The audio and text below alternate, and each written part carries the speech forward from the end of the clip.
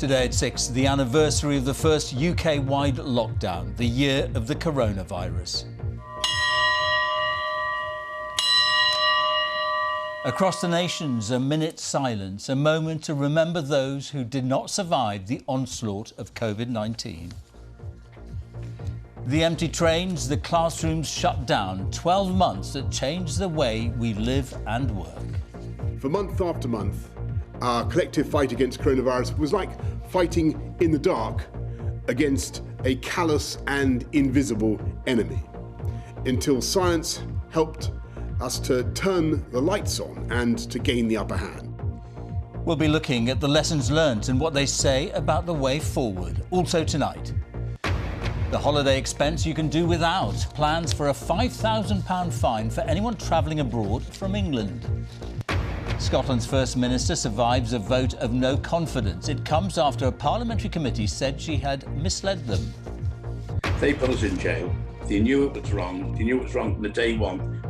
50 years ago, they were jailed for picketing. Now, the royal family star Ricky Tomlinson and 13 others see their convictions overturned. Coming up in Sports Day later in the hour on BBC News, England's cricketers are looking to leave India on a high, but they've lost the opening match of their one-day series.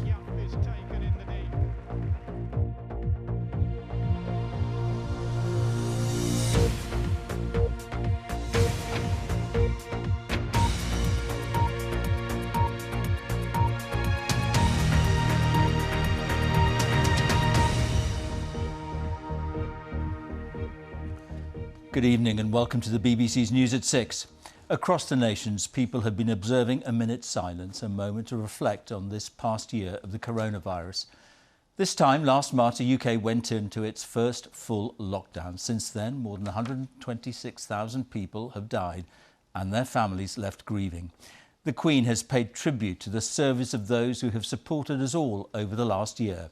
In the last hour, Boris Johnson has admitted that in the early days, there was what he called a false assumption about the way COVID was transmitted and that it led to real problems. Here's our political editor, Laura Koonsberg, on a year that has changed our country and stretched the business of government to its limits. Time to stop.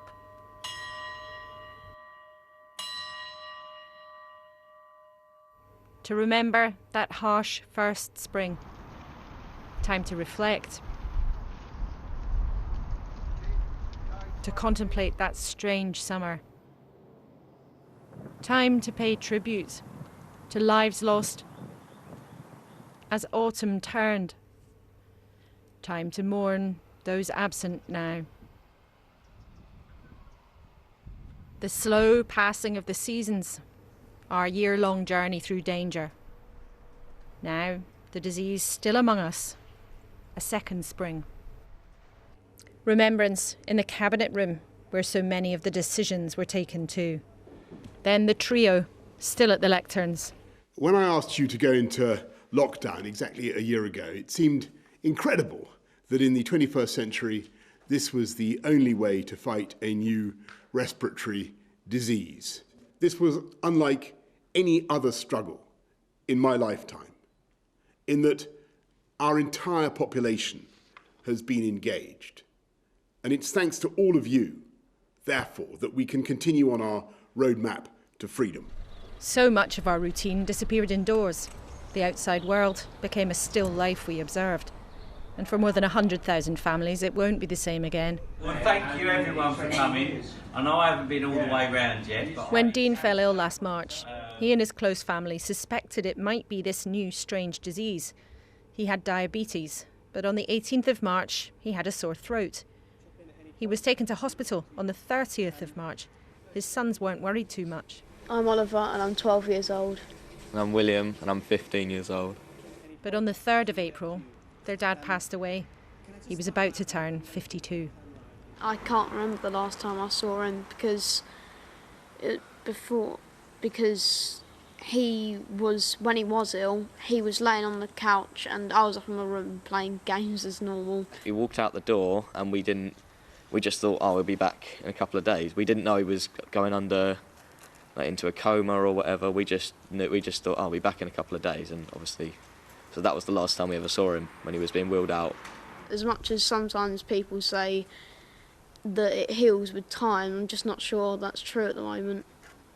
The virus has affected this family in other ways too. Work dried up for Dean's niece, and his sister Debbie has had to work and grieve at home. It's the first time I've really heard them talk about it. I mean, my heart breaks for them. As much as they need us, we're there. And as soon as we can actually get together, they're going to get a hug whether they like it or not. Oliver. After so much sacrifice, today was marked in many ways. Simple spring flowers from the Queen to doctors and nurses at a London hospital. Quiet and distant in the Commons. Silent respect in Cardiff. In Belfast too. And in Edinburgh.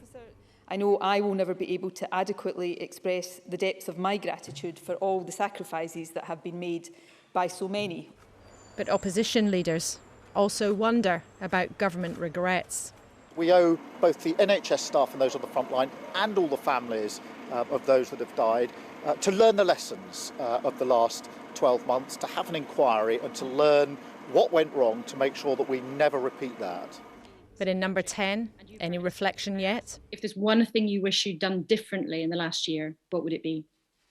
There are probably many things that we wished that we'd known, and many things that we wished that we'd done differently at the time in retrospect, because we were fighting a novel disease. The single biggest false assumption that we made was about the potential for asymptomatic transmission. The one thing that I think would have been really important earlier on is to have much better data on what was happening, and that would have required testing to be up and ready immediately, and it would have required the ability to get that information. After a year of pressure behind that door, behind the country's doors, a day perhaps to share, maybe to ease the hurt and hold those memories instead.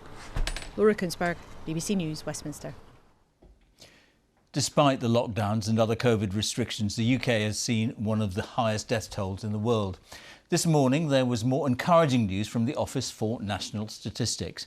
The number of weekly deaths has fallen below the 5-year average for the first time since last August. Our health editor, Hugh Pym, has been looking at the numbers and some of the challenges ahead.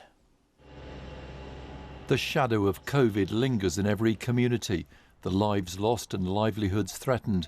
And now, a year on, there's increasing understanding of the scale of the impact compared to what was first predicted, with the virus proving far more deadly. A health think tank has calculated that on average those who died with COVID lost up to 10 years of their lives. That's based on life expectancy estimates, how long they might have lived. In total, 1.5 million years of life have been lost in the UK because of COVID. By comparison, in a bad winter, 250,000 years are lost because of flu and pneumonia. It is a devastating bombshell that hit Britain as it hit many other countries. Our loss has been much greater, and our loss has been compounded by the underlying health of the population and the disparities between different groups, which COVID has shown most starkly. But numbers are now falling. This line shows the 5-year weekly average for deaths from all causes, and this shows what's happened since January last year. There was a big spike above the average in April, mainly because of COVID deaths shown in red. Then another surge from last autumn. But now UK deaths have fallen back below the average for the first time since last summer. The vaccination programme is protecting more people from serious illness and reducing the risk of dying with COVID. But some who've had the virus are still carrying a heavy burden. Come on, Tom! It's a life, but it is not like the life that I was living before. In fact, it's completely different. Come on, Tom! Tom used to run marathons, but COVID stopped him in his tracks. Almost exactly a year ago, he went down with the virus, thought he was recovering, but then couldn't shake off some alarming symptoms. It was the probably most frightening thing I've ever experienced. It felt like my body had been hijacked by the virus, and I didn't understand what was happening, and no doctor could explain it to me either. Tom has long COVID and says he and many others are still struggling. There's a real lack of recognition of the scale of the problem. with long COVID. Given that we're just out of the second wave, it's really likely to grow over the coming months. A year on from lockdown, scars still haven't healed for those trying to shake off the effects of the virus and for many families who've lost loved ones. Hugh Pym, BBC News. Now, the team behind the AstraZeneca vaccine finds itself embroiled in another row over its trial data, this time in America. It comes a day after the company released findings from its US trial suggesting the jab was 79% effective against symptomatic illness and 100% effective against severe forms of the disease. But a US health agency has questioned whether the company had used the most recent data available. Our medical editor Fergus Walsh is here with me. Fergus, what lies behind this? Misunderstanding or something more serious? This is a surprising and unfortunate row, and it emerged out of the blue when this independent team of scientists overlooking the trial results in the US issued a statement expressing concern that AstraZeneca may have included outdated information which gave an incomplete picture about the jab's effectiveness. Now, that's a real scientific rebuke. AstraZeneca has said the interim analysis included results up to mid-February, and more up-to-date data would be released within 48 hours, which it says are consistent with the findings released yesterday. So why does this matter? Well, clinical trials are the bedrock of medicine, and it's vital that scientists and the public can be confident in the results. Now, trials like this risk increasing vaccine hesitancy. This jab already has an image problem on continental Europe, and in some ways the study has been overtaken by events. More people are receiving the jab in the UK every hour than got it on this trial, and the real-world data has confirmed that the vaccine is safe, highly effective, and is saving lives. All right, Fergus, thanks very much. Now, the latest government figures show there were 5,379 new coronavirus infections recorded in the latest 24-hour period, which means, on average, 5,498 new cases were reported per day in the last week. The latest figures show 5,461 people were in hospital across the UK. 112 deaths were reported in the latest 24-hour period. That's people who died within 28 days of a positive COVID-19 test. On average, in the past week, 85 deaths were announced every day.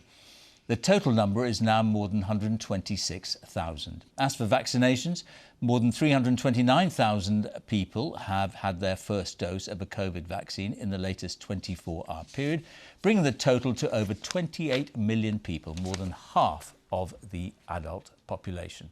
Over 2 million people have had both doses of the vaccine. So, how have Scotland, Wales and Northern Ireland fared in the pandemic this past year? And what are the signs for the road ahead? In a moment, we'll hear from our correspondents in Scotland and Northern Ireland. But first, to our Wales correspondent, Howard Griffith, with this assessment. Over the last 12 months, the Welsh Government's decisions have impacted more on people's daily lives here than ever before. And it has done things differently in October and December, deciding to lock down ahead of other parts of the UK. The impact of the pandemic has hit Wales hard, with higher death rates than other parts of the UK. But the situation is improving. Today, for the second day in a row, there were no new reported deaths. Inevitably, how to unlock is what causes the most political heat for the Welsh Labour government, being criticised for not having a roadmap for the months ahead. How it's handled this pandemic will be the focus of the Senedd elections in May. Politicians here at the Scottish Parliament have been paying their respects. Nicola Sturgeon said that almost 10,000 people have now lost their lives. But the difference this year is that we have the vaccine, and around half of the adult population have already had their first dose. Now, Scotland has been quite cautious when it comes to the easing of restrictions, but there is a route map out of this lockdown. The key date is the 26th of April, when the economy will begin to open up. Now, the country is also just about to enter a period of election campaigning, and the COVID pandemic is likely to feature very heavily in that. In Northern Ireland, the pandemic came along just months after the newly formed power-sharing government here had been re-established following 3 years of collapse. And almost immediately, they were dealing with a crisis like no other. Tensions here have often featured over the timing of lockdowns and reopenings. But Northern Ireland also has a lot to be proud of. The efforts of healthcare workers has brought a sometimes divided place together. But now the pathway out of this is a new source of frustration. Businesses here have no dates to plan for, like some other parts of the UK. And all the signs are that the executive is going to continue being cautious in the days ahead. And you can see a live BBC News special programme looking back at the past year and the challenges ahead on BBC One, and that's at 7 p.m. From next week, anyone in England trying to travel abroad without a reasonable excuse could be fined up to £5,000. The government says the new laws, which MPs will vote on later this week, are designed to guard against tourists bringing back new coronavirus variants into the country. But holidays abroad later this summer have not yet been ruled out. Caroline Davies reports. Memories of summer holidays past, snapshots of smiles and small moments of family time together. It's been many months since Dorata's little boy Hugo has seen his grandparents in Poland. We mentioned grandpa, grandma and the rest of the family, and he just goes quiet and silent and withdraws, and it's worrying me. I think so many of us have valid reasons to want to go on holiday. But, you know, I do think that there's a difference between going for leisure versus going to see your family. But for now, a trip to see grandparents abroad or holidays are still illegal. And from Monday, the government wants anyone travelling abroad without a legally permitted reason to be fined £5,000. The intention is to stop the spread of new cases and variants, which might put the vaccine rollout at risk. The proposed legislation could be in place until the 30th of June, but the government says the timetable it set out in the roadmap last month still stands. When we might be able to travel internationally again is still uncertain. The first date, though, to bear in mind is the 12th of April. That's when a report will be published that will set out some of the guidelines that could mean international travel can restart. The second date is the 17th of May. That's the earliest date that international travel from England could begin again. But there's no guarantee that that won't be pushed back. No date has been set for international travel for Scotland, Wales and Northern Ireland. Some in the industry are frustrated by the announcement. It's speculation until the Travel Task Force reports back on April the 12th. And to have these fines come into force now, it's just another blow. You know, if the government wanted these draconian measures, they should have been introduced back when international holidays were first banned. It's more scaremongering. For those hoping to get away, the waiting is difficult, raising their hopes only to reel them back in again in the painful uncertainty of the pandemic. Caroline Davies, BBC News. And the time is 18 minutes past 6. Our top story this evening. The anniversary of the first UK-wide lockdown, a minute's silence to remember those who did not survive the onslaught of COVID-19. Who takes care of the carers? We hear from the Southampton hospital staff who've just worked through the toughest of years. Coming up on Sports Day in the next 15 minutes on BBC News, we look back at the career of Frank Worthington, who's died at the age of 72, a football maverick and prolific goalscorer who played at over 20 clubs.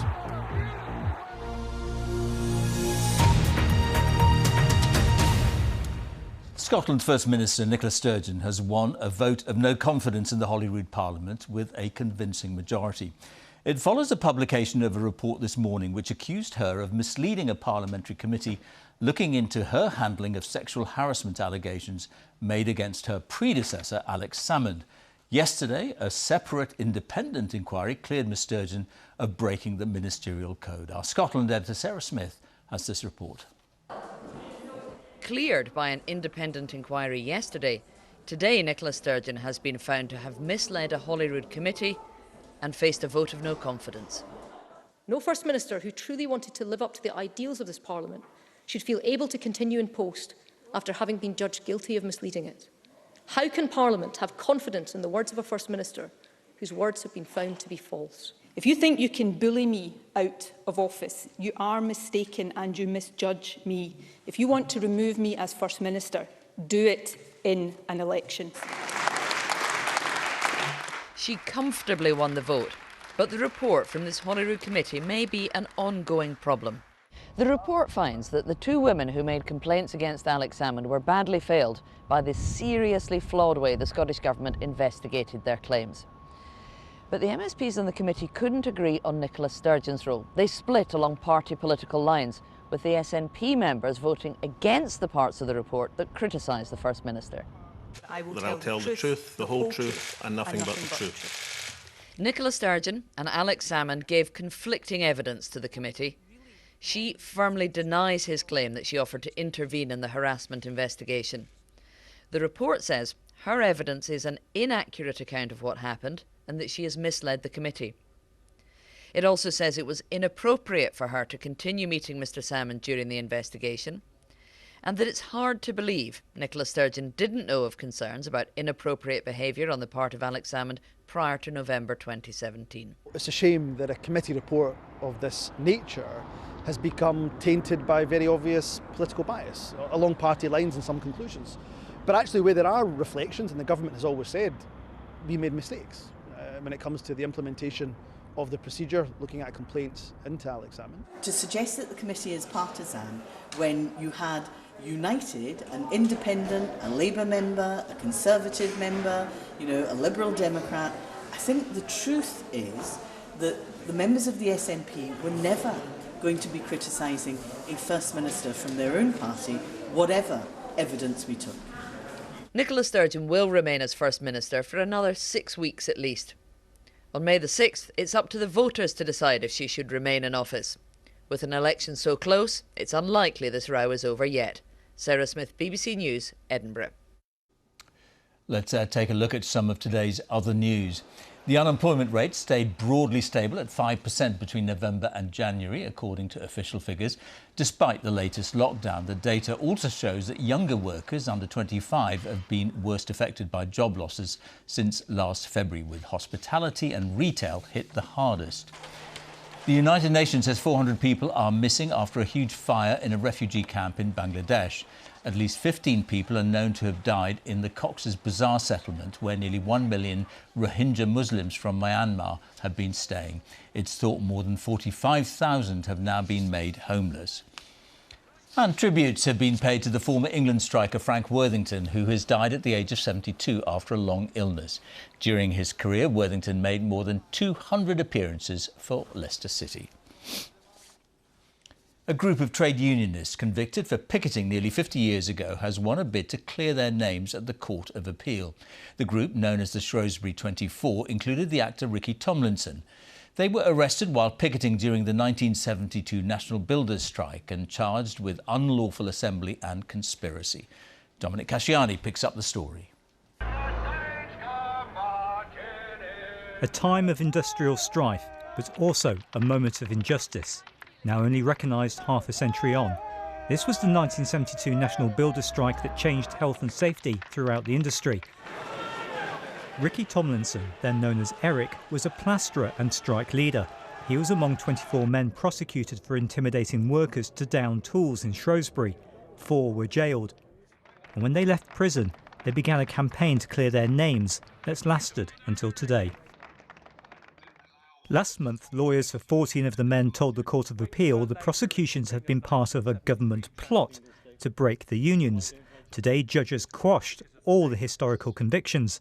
The builder-turned-actor says a politically motivated trial had destroyed lives. They put us in jail. They knew it was wrong. They knew it was wrong from the day one. They knew the trial was rigged. This is a political trial. And it has been from day one.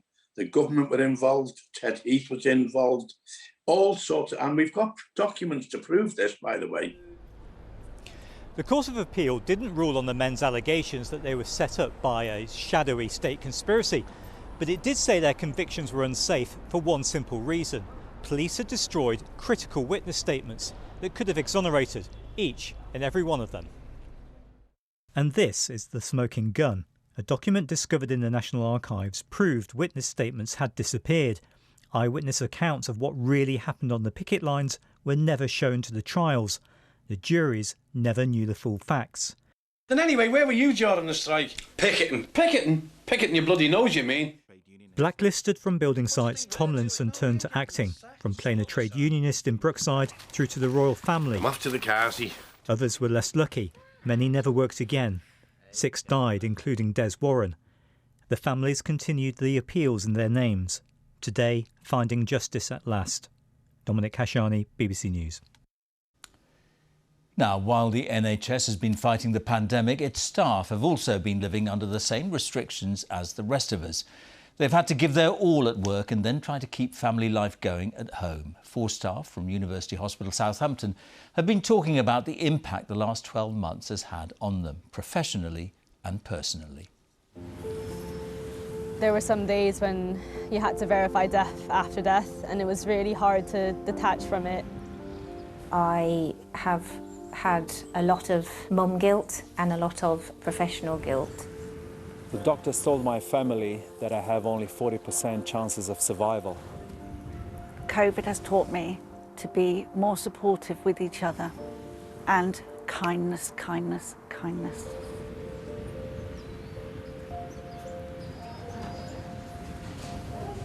I need you to open those eyes for me. A year of high stress. Every patient that comes through the door, you don't know how they're going to be and how quickly they're going to deteriorate. And then come home at the end of a 14-hour day and wait. No, don't touch me, don't hug me, to the people that you just want to melt into because you've got to go upstairs and scrub your body. Oh, we're coming to sit with me? OK, we'll do it together. Come on then. The children would get into the habit of then asking me, is it safe to cuddle you, mummy? 48, 50. Being made to start in the middle of a pandemic and having to learn on the job and having to adapt to a new city and a new culture, that's taught me so much and I've learned so quickly. Do you know why you're in hospital? COVID. Yeah, COVID. We had 15 deaths in 2 weeks. We would normally have maybe 5 in a year. So for the team, that is quite hard. Are you allergic to anything? I was tested positive for COVID-19. It was a very weird experience when the ambulance took me to my own workplace and my own work colleagues were looking after me. And I had way much more chances to leave the hospital in a body bag rather than on my own feet. My little soldier, because he's been through the wars. My most challenging moments are in my social life. Personal life. Yeah. Because at work you put on that uniform, you have that persona.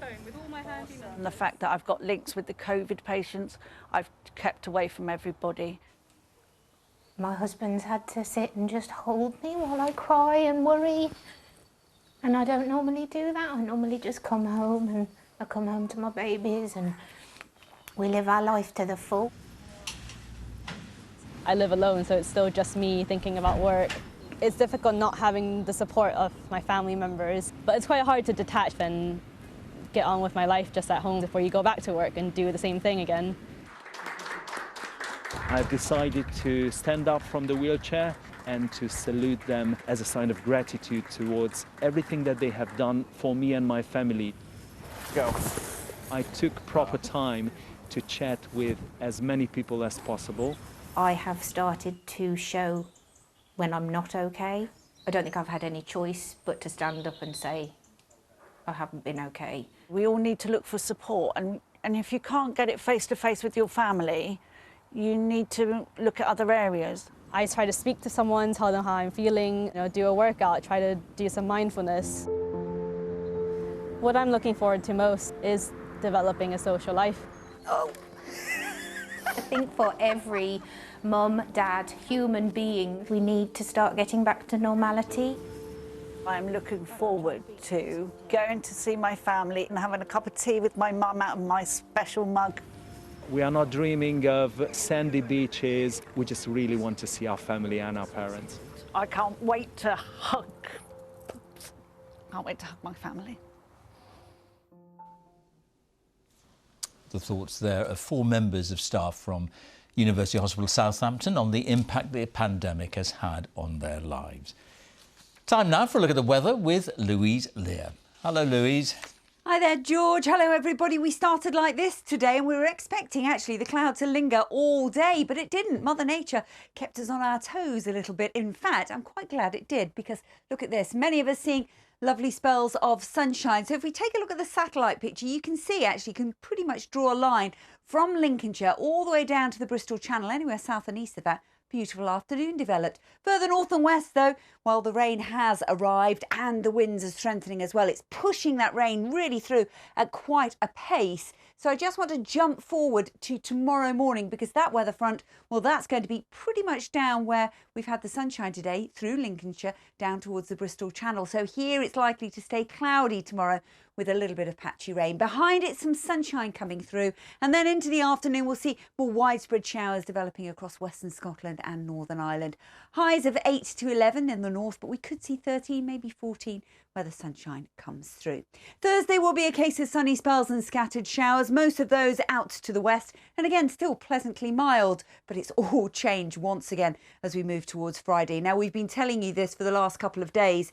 This weather front continues to push in. It's going to drive in this colder air and a strengthening wind as well. So a cold air mass pushes right across the country. Friday will be a little bit of a shock to the system. Blustery showers again, sunny spells, scattered showers. Above 200 metres, we'll have some snow as well. A little bit of hail mixed in there. And gusts of winds ranging from 30 to 40 miles an hour. Just going to exacerbate that colder feel in comparison to the last few days. Temperatures will struggle to climb into double digits. That's it, George. Many thanks, Louise. That's all from the BBC's News at 6. Time for the news where you are. Goodbye.